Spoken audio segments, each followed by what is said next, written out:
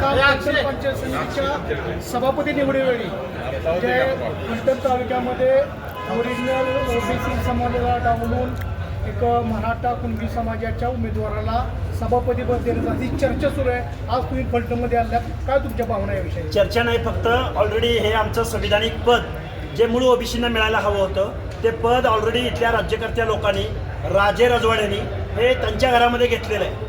त्यामुळं आमच्या मागासवर्गीयांच्या ताटात अनाथ माती घालवण्याचं काम, ज्यांना आम्ही पिढ्यानपिढ्या मतदान दिलं, ज्यांना आम्ही मान सन्मान दिला, ज्यांना आम्ही राजे म्हणून मान सन्मान दिला, त्या माणसाने आम्हा मागासवर्गीयांना जे घटनेनं, जे मंडळ आयोगाच्या माध्यमातून जे ओबीसीला आरक्षण मिळालेलं होतं ते आरक्षण हिरावून घेण्याचं काम फलटणमधल्या लोकांनी केलं आहे. आणि त्याच्या पलीकडे जाऊन महाराष्ट्राचे मुख्यमंत्री आणि महाराष्ट्रातल्या अनेक मंत्र्यांनी सांगितलं होतं की आम्ही 2 सप्टेंबरचा GR काढला आहे, तो मूळ ओबीसीच्या आरक्षणाला धक्का लागत नाही.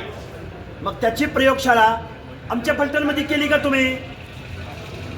ही प्रयोगशाळा कोल्हापूरचं महापौर पद देताना तुम्ही कुणाला दिलं? पिंपरी चिंचवडमध्ये, पुण्यामधली परिस्थिती काय? त्याचबरोबर अहिल्यानगरमधला महापौर कोण झाला? त्याचबरोबर छत्रपती संभाजीनगरमध्ये काय? दौंडचा नगराध्यक्ष कोण झाला? अशी शेकडो उदाहरणं आमच्याकडे आहेत. त्यामुळं इथल्या राज्यकर्त्या लोकांनी ओबीसीच्या अनाथ माती घालवण्याचं काम केलेलं आहे. आज रोजी ओबीसीचं आरक्षण संपलेलं आहे. हे झालं पंचायत राज निवडणुकीमधलं. MPSCची यादी घ्या, UPSCची यादी घ्या.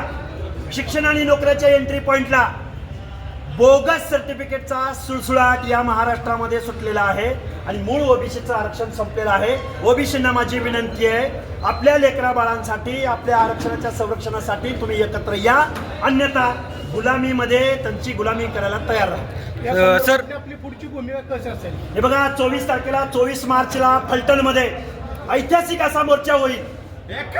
लाखोच्या संख्येनं आमचं आरक्षण कसं संपलंय, आरक्षणाच्या संरक्षणासाठी फलटण हे क्रांतिकारकांची भूमी आहे. फलटण हे ओबीसींची भूमी आहे.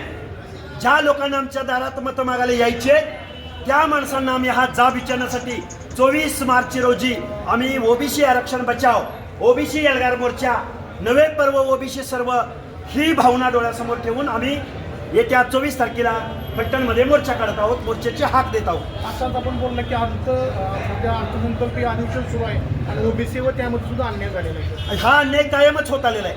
ज्या फुले शाहू आंबेडकरांनी देशाला दिशा दिली, ज्या फुले शाहू आंबेडकरांनी पुरोगामी विचार महाराष्ट्राला दिला, त्याच महाराष्ट्रामध्ये ओबीसींना 0.5% वर बजेट दिलं जात नाही.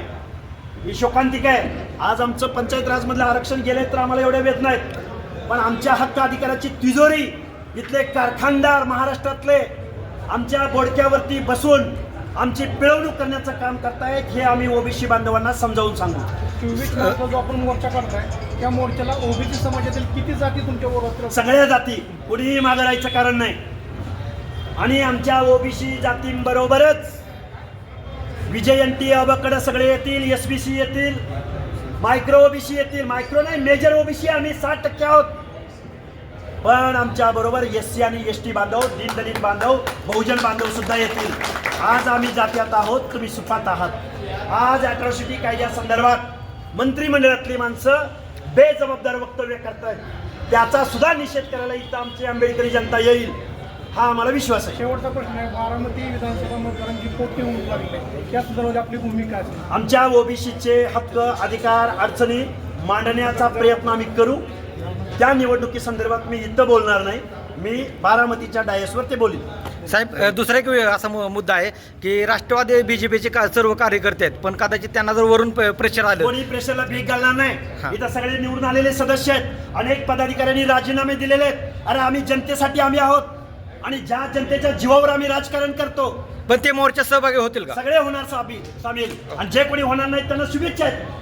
म्हणून आम्ही आमच्या हक्क अधिकारासाठी, संविधानिक तरतुदीसाठी आम्ही घरी बसायचं अजिबात चालणार नाही. बरोबर. ओबीसी सारा एक आणि फलटणच्या क्रांतिकारी नगरीमधून या एल्गार मोर्चाची सुरुवात होईल. म्हणजे नक्कीच मोर्चाला सगळे सहभागी असतील, राष्ट्रवादी असतील, BJP असो, सगळे असो. लाखोंचा जनसमुदाय येणार, लाखोंचा. हे कुणाच्या लेकीचं लग्न नाही, कुठल्या पक्षाचा मेळावा नाही, कुठल्या पक्षाची पार्टीचा इथं नाही. पण कार्यकर्त्याची बांधील आहेत काय BJPची, राष्ट्रवादी? अरे आम्हाला विचारत नसाल काय बांधील की? अरे गुलामी काय करताय? गुलामी नाही. फलटण तालुक्यातील काही होणार नाही, सगळे येतील. ओबीसी एकजुटीचा